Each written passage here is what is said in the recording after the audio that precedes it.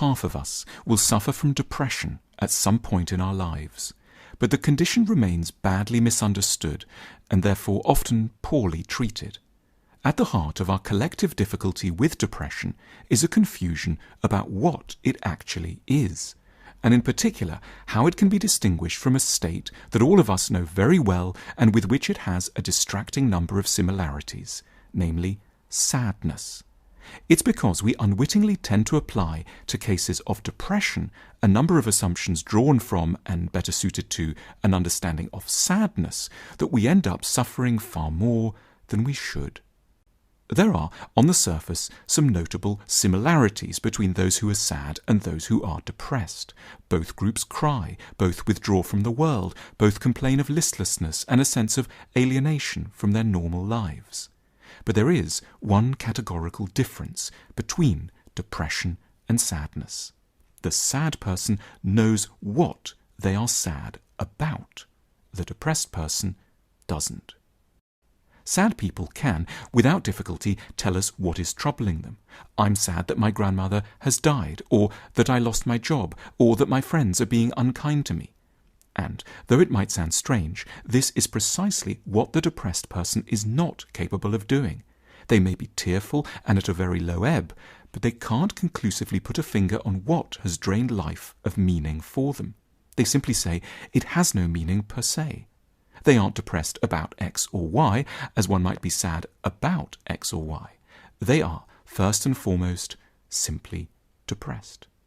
The inability of the depressed person to account concretely for their mood can lay them open to unwarranted charges of faking, malingering, or exaggerating. Friends who begin in a well-meaning search for a soluble problem can end up frustrated by the lack of progress.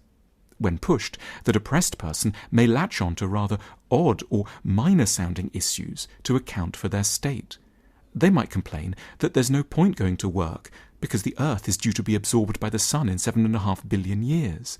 Or they might insist that life lacks all meaning because they've just dropped a glass on the floor and everything is now completely hopeless. At this stage, one can hear it said that if depression doesn't have any sensible psychological causes, the problem must be bound up with some kind of imbalance in brain chemistry, which it would be kinder and more effective to treat with pills. An idea of great appeal to the pharmaceutical industry first and foremost, but also to worried families and schools and employers who crave rapid and cost-effective solutions. But there is another approach to depression, which, though slower and more arduous, may be a great deal more effective in the long term. This stems from insights drawn from psychotherapy, the discipline that has, arguably, been able to understand depression better than any other. The basic premise of psychotherapy is that the depressed person isn't depressed, as they suggest, for no reason. There is a reason. They are very distressed about something, but that something is proving extremely difficult to take on board, and has therefore been pushed into the outer zones of consciousness, from where it wreaks havoc on the whole person, prompting boundless feelings of nihilism. For depressives, realizing what they are concretely upset about would be too devastating, so they unconsciously choose to remain dead to everything, as opposed to very distraught about something. Depression is sadness that has forgotten its true causes. Forgotten because remembering may generate overwhelming, untenable feelings of pain and loss. What might these true causes be? Perhaps that we've married the very wrong person, or that our sexuality isn't what we once believed, or that we're furious with a parent for their lack of care in our childhood. In order to preserve a fragile peace of mind, one then chooses, though that may sound more willed than it is in reality, to be depressed rather than to have a realization. We pick unceasing numbness as protection against dreadful insight. To make things yet more difficult, the depressed person doesn't typically consciously feel that they are in fact lacking insight. They're not aware of a gap in their self-understanding. Furthermore, they are nowadays often taught to assume that they are just depressed, as one might be physically ill, a verdict that can be of appeal as much to the pharmaceutical industry as to certain people close to the patient with an interest in insights remaining buried. There's another key difference to note between sadness and depression. Sad people are grief-stricken about something out in the world, but they aren't necessarily sad about themselves. Their self-esteem is unaffected by their grief, whereas depressed people will characteristically feel wretched about themselves and be full of self-recrimination, guilt, shame, and self-loathing paranoia that may at tragic extremes culminate in suicidal thoughts.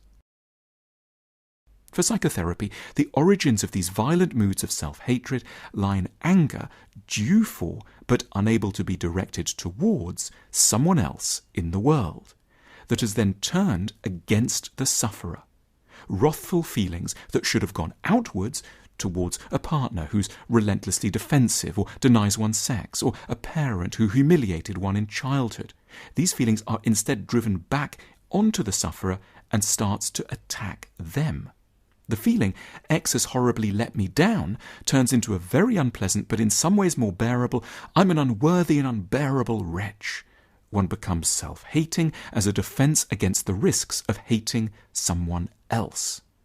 Also worth noting in all this is that in many cases depression is associated with an apparently opposite mood, a kind of euphoric state termed mania, hence the term manic depressive. The mania in question looks from a distance a bit like happiness, just like depression can look like sadness. But in one area in particular, the relationship between mania and happiness is identical to that between depression and sadness. The common element is a disavowed self-knowledge. In mania, one is euphoric, but cannot go into one's own deep mind and discover its bitter truths, which explains one of the leading characteristics of manic people, their habit of being in flight from themselves, talking too much about nothing, over-exercising, drinking, working continuously, or spending too much, all as an escape from a submerged grief, rage, or loss. It is from this kind of diagnosis that a suggested cure emerges. What people in depression need above all is a chance to arrive at insight. For this, they will tend to need a hugely supportive and patient listener. They may also, used appropriately, benefit from temporary use of medication to lift their mood just enough so that they can endure a conversation. But the assumption isn't that brain chemistry is where the problem either begins or ends. The despair is caused by an undigested, unknown, and unresolved trauma. Also, far from needing to be taken through reasons to trust that life is beautiful, depressives must be allowed to feel and to remember specific damage, and to be granted a fundamental sense of the legitimacy of their emotions. They need to be allowed to be angry and for the anger to settle on the right, awkward targets. The goal in treating depression is to move a sufferer from feeling limitlessly despairing to mourning the loss of something in particular, the last 20 years, a marriage, a hope one would be loved by one's father, a career. However agonizing the insight and mourning might be, these must always be preferable to allowing loss to contaminate the totality of one's perspective.